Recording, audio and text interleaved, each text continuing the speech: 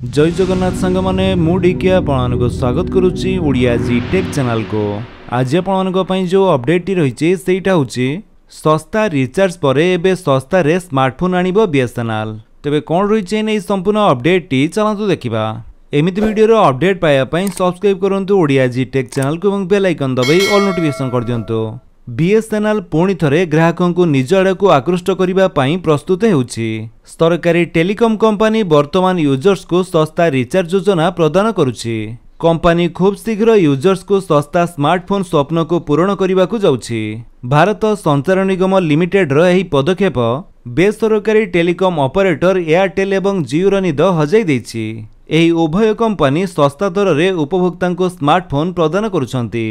एथिपाई भारत संचार निगम limited carbon सहित चुक्ति स्वाक्षर करिछि। बीएसएनएल इंडिया एहार ऑफिशियल एक्स हैंडल रो एहार फाउंडेशन डे सह जड़ित एक पोस्ट शेयर करिछि। सरकारी कंपनी एहार पोस्ट रे कहिछि जे बीएसएनएल कार्बन मोबाइल सह एक एमओयू स्वाक्षर करिछि, जेउथिरे भारत 4G नीति अनुसार उपभोक्ता को स्वतंत्र स्मार्टफोन प्रदान कराजिबो। कंपनी एहार पोस्ट रे कहिछि जे एही स्मार्टफोन सुलभ मूल्य रे उपलब्ध हेबो। कार्बन किछि वर्ष पूर्वे भारत में एंड्रॉयड स्मार्टफोन बिक्री करुथिला।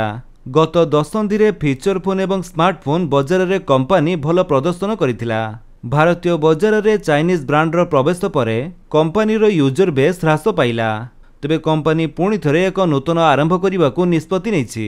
एथिपाई कार्बन मोबाइल भारत संचार निगम लिमिटेड सहित सहभागी होइछि।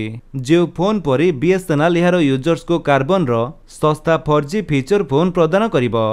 वर्तमान देश में टेलीकॉम कंपनी यार नेटवर्क को अपग्रेड करी सारा देश में यार संयोग को सुदृढ़ करुछि। केवल एतिकी नुहे बीएसएनएल मध्य 5G परीक्षा आरंभ करिछि।